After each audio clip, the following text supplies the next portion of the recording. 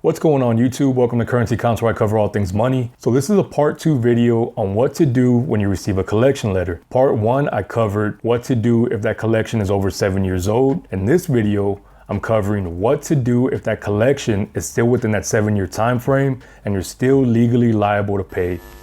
So the next step you're gonna take is not a cookie cutter approach. It's gonna depend on your situation and what your credit goals are.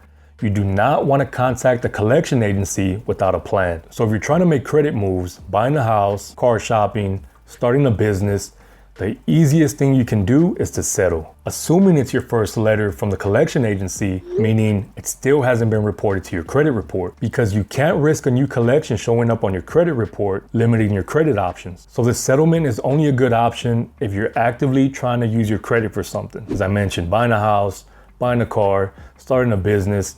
Not to take out a credit card, all right? You can take the hit on that. You don't need to take out a new credit card. So if you do decide to settle, only contact the collection agency if you have the money to settle. Don't call them up and say, hey, would you take $300 on this $1,000 debt? You will? Okay, just checking, bye.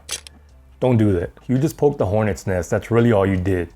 Because these collection agencies have hundreds if not thousands of accounts they have to work. Put yourself in their shoes. If you have thousands of accounts and you're calling people every day and you're getting the phone hung up on you, these people do not care about their credit. They don't care about paying it. What happens is you call. What does that tell them?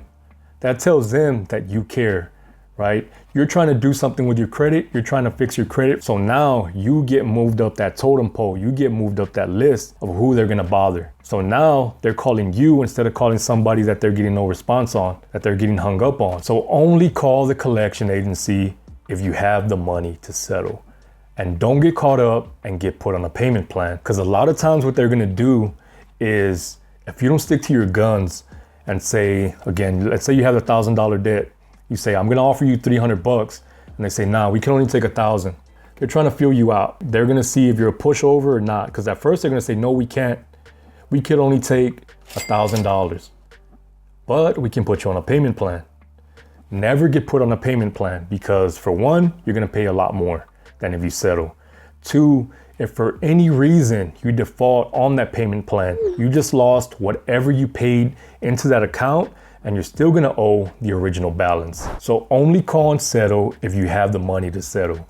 And I do have a video showing you the best methods to get the best results to settle.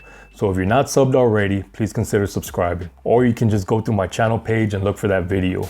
I had about a $7,500 debt settled for, it was either $1,200 or $1,800. I did cover it in that video and I did show that whole process. So be sure and check that out. So only settle or pay your debt as a last resort, and only if you don't have time to let the credit repair process play out. If you're not trying to use credit right now, but don't want this collection to show up on your credit report, you're gonna send out your first round of debt validation letters. Now I do have this letter along with every other letter you might need in my credit repair course, linked in the description. And my credit repair course has proven results. But what if you don't wanna open up your wallet for a credit repair course? Is there anything else you can try? Yes, right here. But I will say, you will need to wait for this collection to be reported on your credit report before trying this. And keeping this item from getting reported to your credit report is what we're trying to avoid in the first place. Remember, you want to be proactive and get in front of this collection before it shows up on your credit report. I would say let me know in the comments which one you decided to do, credit repair course or this hack here. But I had to turn comments off because I was getting a lot of bootleg comments. I was getting a lot of bots. I was getting a lot of scammers. And I had to turn off comments, sadly, right?